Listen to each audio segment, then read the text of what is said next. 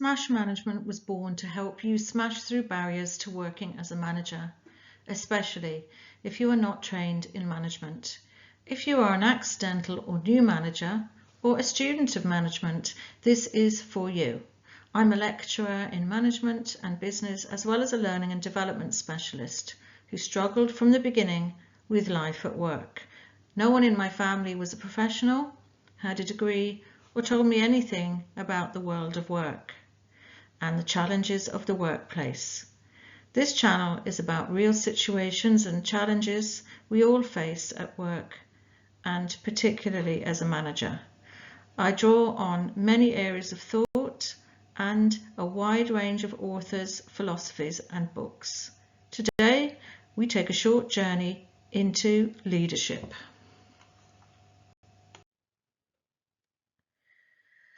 Most people go through life reacting without really understanding why. Something triggers you inside. If you grew up in a difficult or unstable environment, you didn't just experience events, you adapted to them. In this instance, you may have become highly aware of others, cautious in how you speak, reluctant to create conflict or to say your piece, or overly responsible. You may be the polar opposite of these, but none of these are faults. They're more like patterns. And in management thinking, behavior is learned, and anything learned can be examined and adjusted.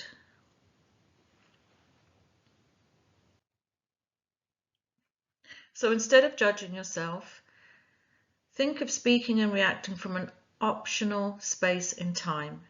Even if things at work seem rushed or like they require an immediate response, give yourself time to react. And remember, you have options. Option 1, continue reacting automatically, and then you will get the same results. Option 2, pause, observe, and look at what's happening.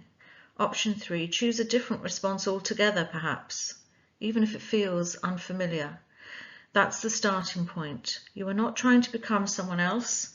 You are learning to understand how you operate and then making more deliberate choices. This empowers you, and that's where stability begins. So why study leadership? Well, our personal and professional lives are impacted by leadership behaviours. Think of politics, think of politicians, family and friendships, the workplace, careers and your career development, because leadership is not just a job title.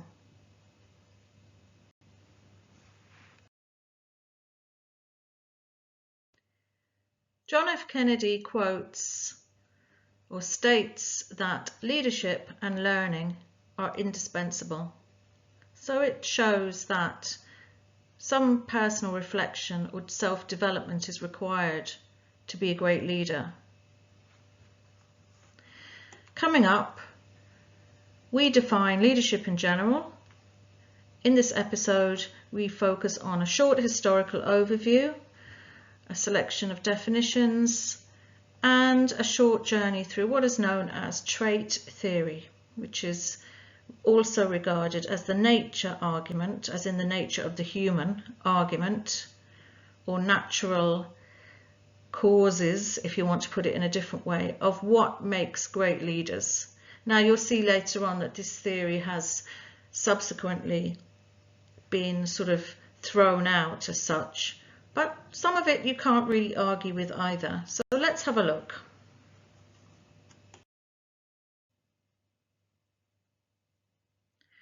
Let's have a brief look at some helpful historical reference points and ideas which have been developed over time about leadership. Looking at a brief history of leadership, we can see that we have different theories that have developed over the course of time. Just take a look at this diagram. We have this concept of the great man theory, which we're going to cover today, trait theory, which we're going to cover today. Then we have behavioral theory, contingency theory, leader-follower theory, and some other theories that we'll cover in each session as we go forward. Today we're looking at the great man theory and trait theory. So there are many different definitions of leadership, and this shows that there's diversity and different thoughts about what leadership is. And if you recall at the beginning, I've said there's no one true theory. It also represents different theories that try to explain and explore leadership. Let's have a look at some of the well-known theories and ideas of leadership, beginning with Mintzberg, who states that leadership is a mysterious chemistry. Gary Yuki stated that leadership is the use of non-coercive influence to shape the group's or organization's goals, to motivate behavior towards the achievement of those goals, and help define group or organizational culture. And of course it applies to other spheres of life, as I just mentioned. Helen Doreski states that the task of helping employees realize their highest potential in the workplace is the essence of leadership.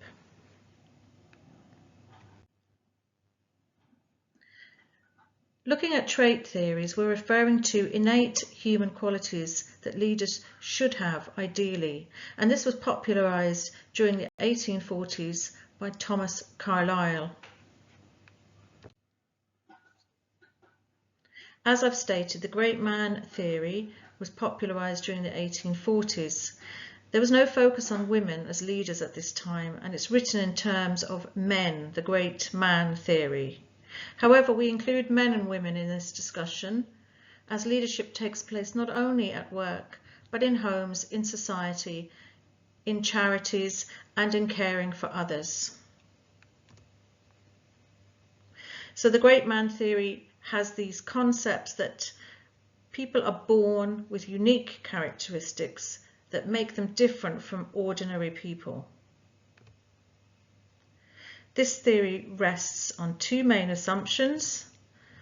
The first one is every great leader is born already possessing certain traits that will enable them to rise and lead on instinct. And the second assumption is that the need for them has to be great for these traits then to arise, allowing them to lead.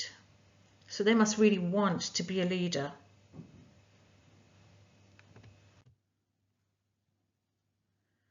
So this search for qualities of good leaders was influenced by this so-called great man theory. This focused on political leaders or figures such as George Washington, Lincoln, and so on. And they argued that these leaders reached positions of influence where they could dominate and direct the lives of others because of their force of personality. Well, you can see this is in contrast with modern management theory or the later development of management theory that dealt with the concept of people and how important it was to be able to generate consensus in some regards and have a more democratic work environment. So looking down at these different personality traits, we have a strong drive for responsibility, a focus on completing the task, vigour, energy, in other words, and persistence in the pursuit of goals, venturesome, having a bit of entrepreneurship and original in problem solving. They have a drive to exercise initiative in social settings and self-confidence. So if we look at the next number 7, we can see that there's a sense of personal identity. So they're clear on who they are, willingness to accept the consequences of decisions and actions. In other words, they take accountability. So we know from our modern lives that a lot of leaders indeed do not take accountability for their behaviour or for the results of financial mismanagement. We've had a lot of other scenarios in society with banks, with governments, where accountability has not been taken. So clearly this list isn't perfect. So 9, 10, 11 and 12 I would consider to be more important than any others, like a readiness to absorb interpersonal stress. Being a leader could be quite stressful.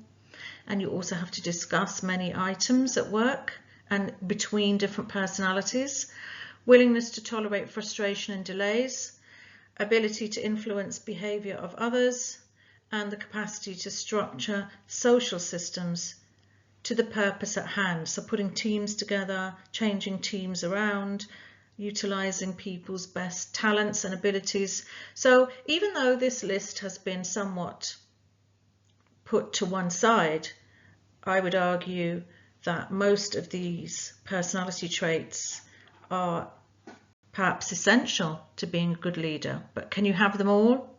That's the question. In the early 20th century, the trait theory was somewhat abandoned and a different approach appeared, which was leadership styles, so different types of styles, then characteristics of context, so situational leadership, which we've mentioned before, and lastly, number 4, competency models like transformational leadership, which we will discuss at a later stage in the series. But you can see that from the diagram across, you can see that people have ideas, and sometimes these ideas are then thrown out in favour of more modern or what is believed to be more in vogue concepts in business. So let's take a moment to bring to mind leaders that you admire and you respect. What traits do they demonstrate as a leader, and what traits do you actually think are worth admiring? As we progress in the course, you might actually even change your views. So we'll come back to this at a later stage, but it's worth taking a little bit of time to think about what we admire in a leader.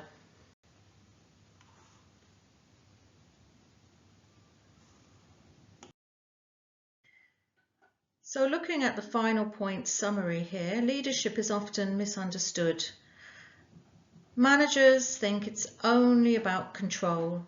At times, it might be, depending on the situation, but it is equally about self-awareness and getting the best out of others.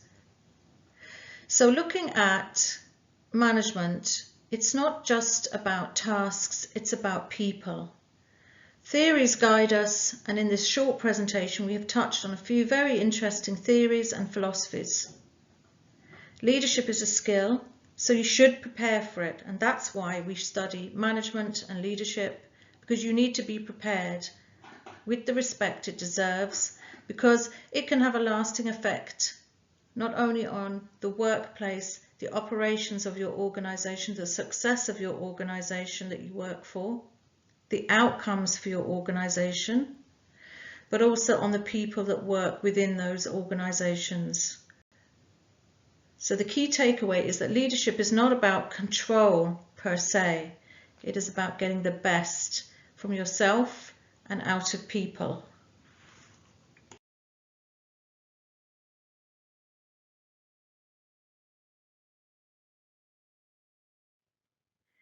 Each session will have some academic resources which will show you where the information came from. And if you would like to read more on management, see these reference lists below.